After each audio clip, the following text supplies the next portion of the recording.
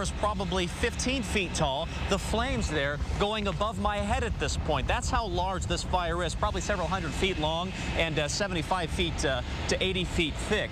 Now, this fire has been keeping firefighters busy all day long. They're battling the blaze right now, trying to keep it from spreading. But if I could take a shot from our eye in the sky, Air 15 right now, to give you an even better perspective, you can see just how big this is. You'll see the flames shooting up from the rubble below. Look at this masonry. This was the exterior wall blown over and cracked like so much a Lego set. Here in Coldwater, Michigan, you can do something you cannot do anywhere in Indiana.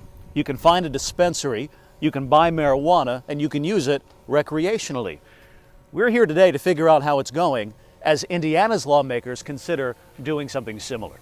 These very towers carry the whoa-whoa radio signal. On that morning, Bob Severs was behind the microphone. He had just introduced the Partridge Family.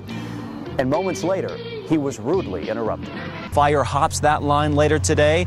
You'll see flames coming down that mountain and into town. See the dust from the smoke. It's coming through the ventilation system into the live truck. This stuff gets in your lungs. It coats your skin. My goodness, they're going to have lots of damage, a big mess to clean up, and a lot of money spent to get this back to normal. Right now you can see a hose hooked up to the fire hydrant here, running into a fire engine there. They filled up the fire engine. They sprayed some water on the house just to try to keep any potential hot spots from flaring up. Are you seeing or are you sensing an increased interest in handguns in particular and people wanting to get that concealed carry? Absolutely. I'm freaking out. I'm 23 years old. Just a very frightening time. You are listening to the emergency broadcast systems serving the Fort Wayne area. The Fort Wayne area. The Fort Wayne area. These very towers carry the whoa-whoa radio signal. On that morning, Bob Severs was behind the microphone. He had just introduced the Partridge Family. And moments later, he was rudely interrupted. WOWO received this emergency announcement just moments ago. We had a system called the Emergency Broadcast System. This is an emergency action directed by the Emergency Network and directed by the President.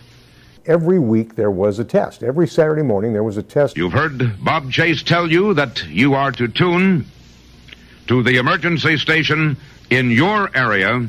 Certain stations, and WOWO being a 50,000 watt station in those days, Westinghouse Broadcasting, was charged with alerting the surrounding area of about 3 states with the 50,000 watts in case of an emergency. And we were all used to it. Bob was used to it. This station has interrupted its regular program at the request of the United States government until February 20th of 1971.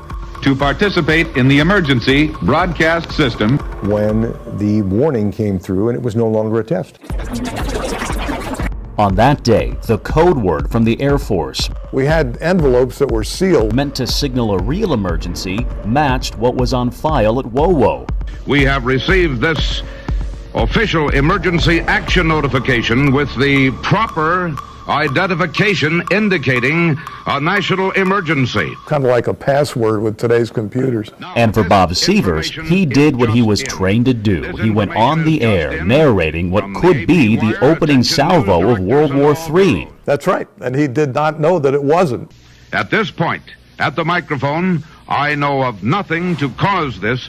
We are waiting from Stuart Dan in the WOWO newsroom to bring us some information from any of our wire services. Like a captain going down with his ship, Bob stayed on the air, telling his audience what he knew, which wasn't much. In the audio, you hear Bob call for all the news people to come to the station if they hear him. And at this time, I would personally like to urge all members of the WOWO news staff, any in the area and listening, to report to us immediately. And I was a news person, albeit one with only a year's experience. Again, ladies and gentlemen, we ask you, please do not call us to ask what is the matter. We are endeavoring to find out ourselves. And I'm wondering if this is going to be it. I mean, that's what everybody was thinking. But in less than an hour after all of that worry, the word came by, disregard.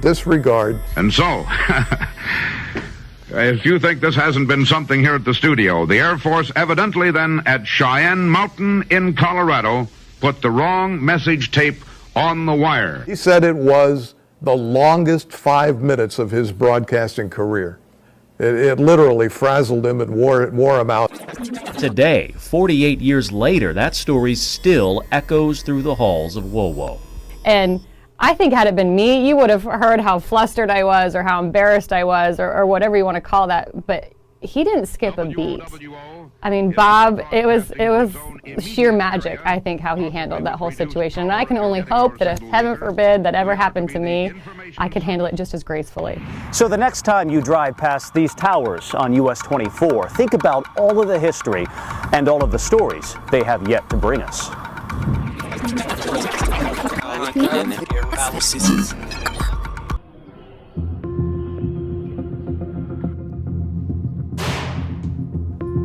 This is what Friday afternoon sounds like at the Midwest Shooting Center. The smell of gunpowder hangs in the air. Brass tings off the floor. Women and men group their shots on these paper targets. It's a busy place. Are you seeing or are you sensing an increased interest in handguns in particular and people wanting to get that concealed carry? Absolutely. We've had 8,000 people come into the store this year alone. And with us being a newer store, we've only been open for 5 months so far. Anybody that comes in here that says that they've never had a gun before, we get that a lot. When someone is looking to perhaps buy a handgun, what are some of the safety precautions? The number one thing I try to find out is what they need it for, or what they're looking to get for. A lot of people say home defense. Maybe they are seeking a concealed carry weapon or something like that. But the biggest one is finding out what they are looking for and trying to fit their needs from there. So we won't have to put bullets in today? No. All right, that's kind of cool. That's cheaper. Right down the hall, we meet Jan. She's taking classes to get more comfortable and capable with her handgun. We asked her why she has one. Protection. And you know, not everybody's nice out there. And people do rob, steal, murder, and they are the criminals. Those of us who are not should be able to protect ourselves. Nice shot.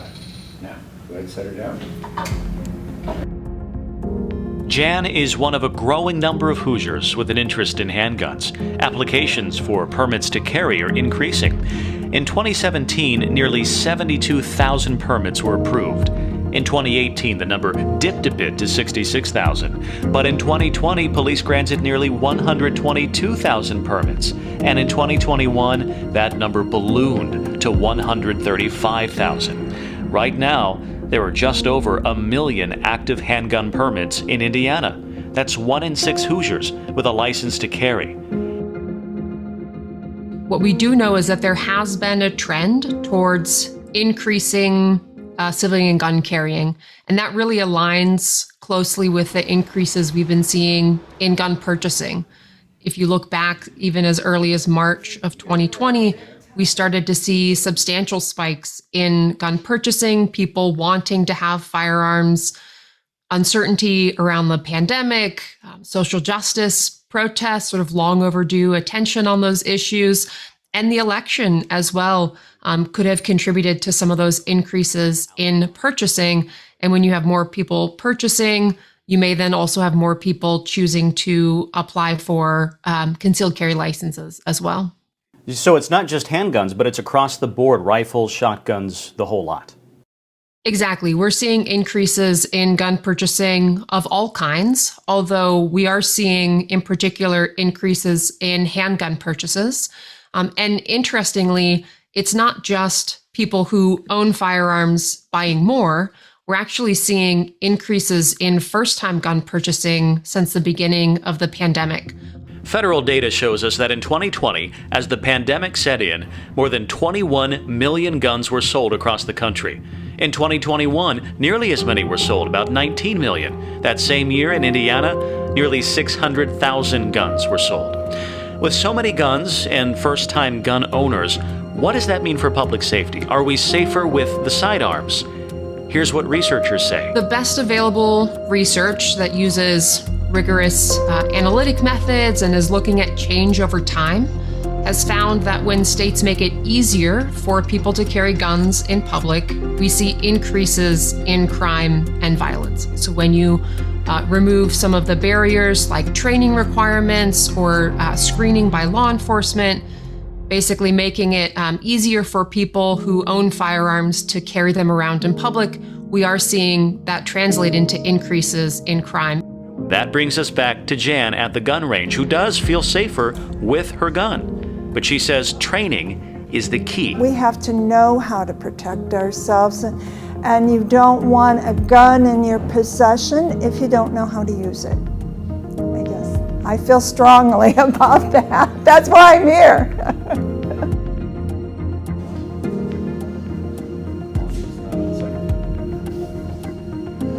I think that there's got to be many powers at work there, because she has gotten so much better, so much quicker. Judy Bartholomew and her friend Arlie visit the memorial, encouraged by good news from doctors treating Representative Giffords. Again, we couldn't have hoped for any better improvement than we're seeing now, given the severity of her injury initially. Doctors say Giffords is opening her eyes more often and following more complex commands, less than a week after being shot in the head while meeting with constituents. Outside the hospital room, the prayers seem to be heard. We wish all the victims will. Another victim going home today, Ronald Barber, district director for Giffords. Yesterday, he was in a wheelchair taking a first look at the memorial. Today, we're told he's ready to get back to work, but not if you ask his daughters. Oh, well, we're going to keep him from doing that.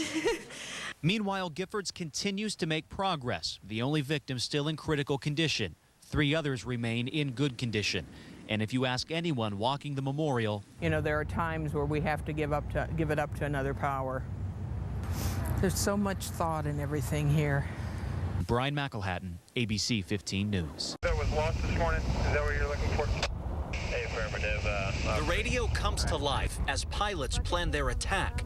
10 helicopters from across the western U.S. Some from Texas, occasionally from California, and there's also an air base in New Mexico in Albuquerque.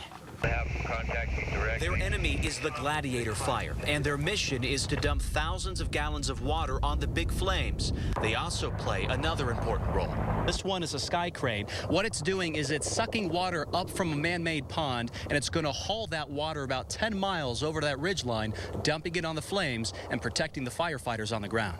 Which is important after Sunday morning's near miss, when a ground crew was forced to flee a fast-approaching wall of flame. The residents here are also thankful for the help, and they hope the air war scores a victory. They're doing a good job. They're doing the best they can. Well, I guess you got to do the best you can.